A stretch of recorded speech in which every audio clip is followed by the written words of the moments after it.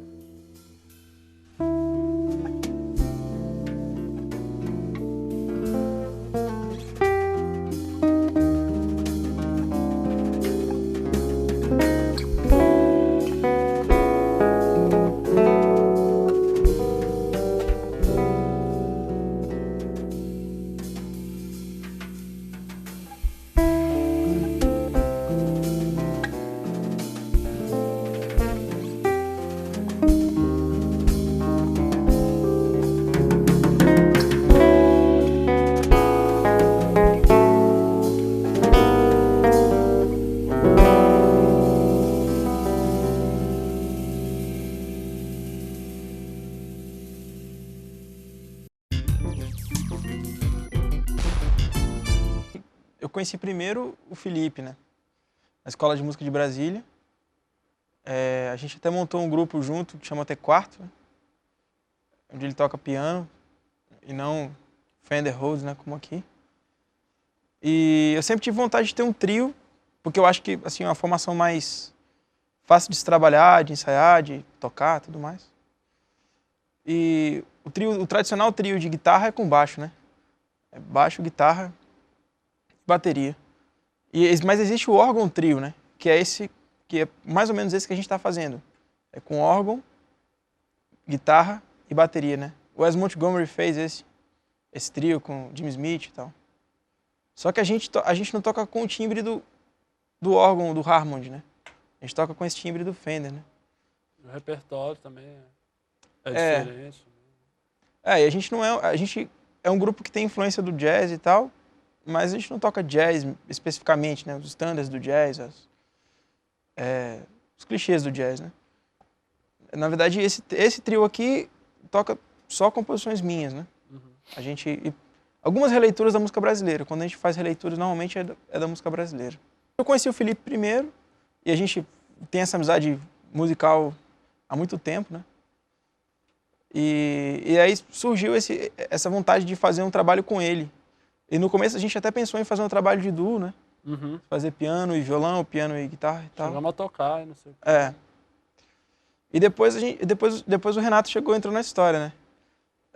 A gente viu que funcionava bem fazer um trio com 2 instrumentos harmônicos, sem o baixo, de fato, né? Mas, apesar do teclado fazer o baixo.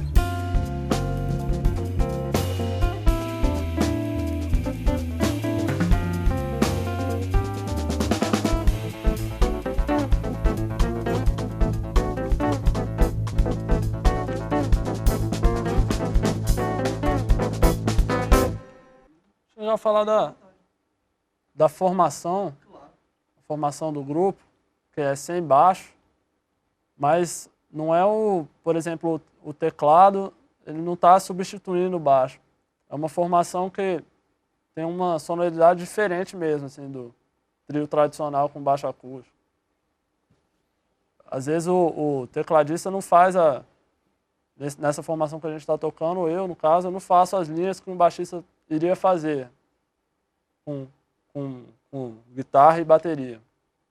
Então, é uma formação diferente, assim, que não busca o Fender Rhodes ali, no caso, ele não vai substituir o baixo, é outra coisa mesmo. Assim. Essa formação é de uma sonoridade específica, assim, né? É um trio que soa cheio, né, harmonicamente. Talvez uma das formações de trio que mais tem harmonia, assim. Mais cheio musicalmente soe, né? E tem potência, né? É um trio que pode... que tem muita potência, assim. Pode tocar coisas muito fortes. Mas, ao mesmo tempo, tem muita nuance, assim, porque... Que amacia, né? As baladas também são muito bonitas nesse trio, assim. E o violão cai muito bem, porque... na minha opinião, assim, porque diferencia um pouco. O timbre do Fender parece um pouco com o timbre da guitarra. Esse, inclusive, é uma dificuldade que a gente teve, assim, e tem, às vezes, de achar esse timbre que não misture tanto, sabe? O som do instrumento dele com o meu. Porque são similares, às vezes, o timbre. O violão é muito legal nisso, porque ele dá uma quebrada, é um som de outra natureza, assim. E... principalmente gravando agora, eu senti muito isso. Senti que o violão trouxe um outro lugar, assim, pro trio. Funcionou bem, super bem. Acho que é uma formação também que permite muita nuance. Porque às vezes eu posso estar fazendo muita harmonia ali e estar participando bem, e às vezes eu estou só fazendo uma ou duas notas no baixo e ele fica mais livre, mais solto. É uma formação que permite isso mesmo. As músicas do Bezerra são bem complexas e, para mim, elas passam por bastante mudanças porque elas têm muita possibilidade. Então é legal trabalhar com essa diversidade. Às vezes a gente trabalha a música com mais colorido, às vezes a gente assenta mais o groove. Eu gosto dessa parte, dessa mescla. Eu não gosto de trabalhar só em cima de uma coisa só, um baterista só de climas, ou então um baterista só de groove complexo. Eu gosto de também fazer groove simples e trabalhar junto com eles, né? Junto, pensando na música mesmo. Tem música que a gente toca que é o terror dos bateristas, assim, né? Uhum. Muitos compassos, muda o compasso toda hora e tal. E assim, pra mim é natural, assim, eu não penso nisso na hora de compor, sabe? A maioria das vezes eu gravo só, um violão, não sei o quê. E aí quando eu vou escrever pra eles, que eu vejo que o negócio é difícil, assim, de mudança de compasso, rítmico e tal. Mas pra mim é sempre natural, assim. E na verdade, a minha intenção é que soe natural, assim, mesmo sendo, às vezes, complexo ritmicamente, né?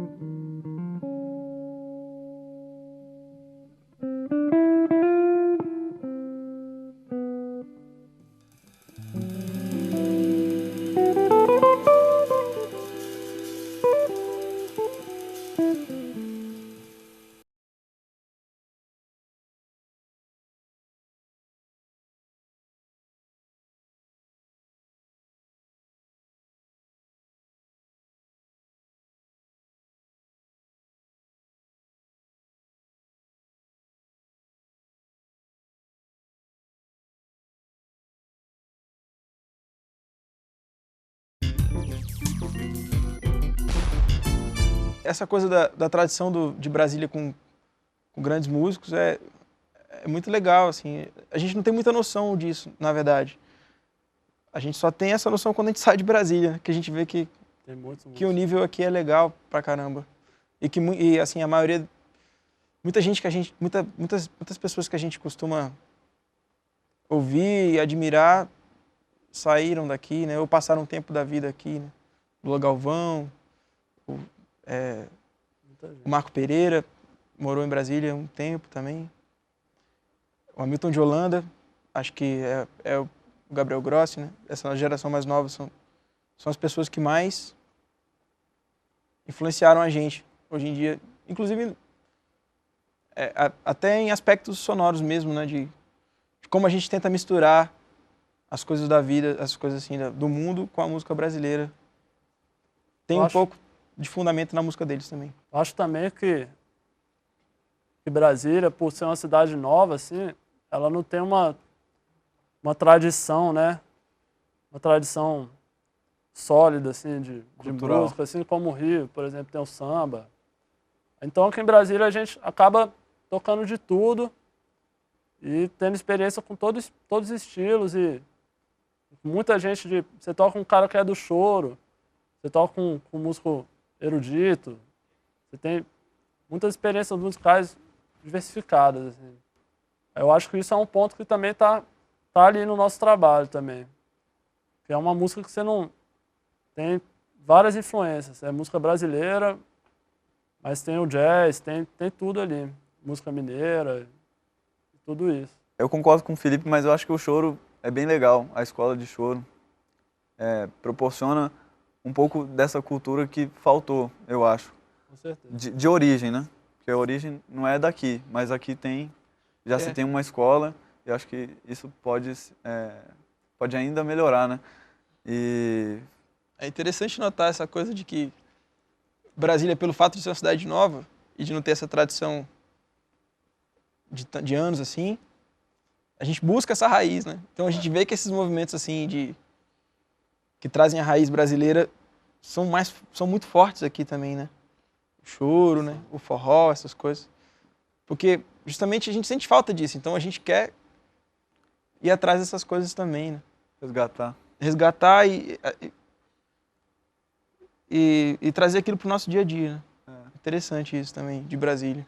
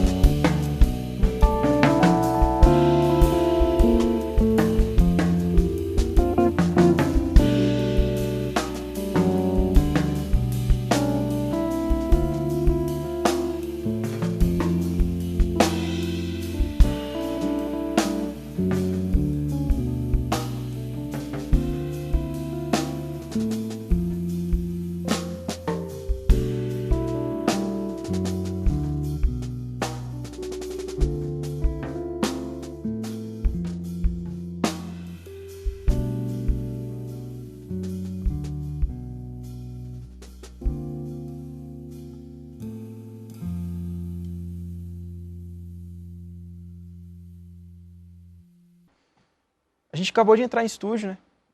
Essa semana a gente gravou esse trabalho com algumas outras, com mais músicas do que foram apresentadas aqui, com participações também. O Paulo André tocou e o Juninho Ferreira, o acordeonista, tocou também. E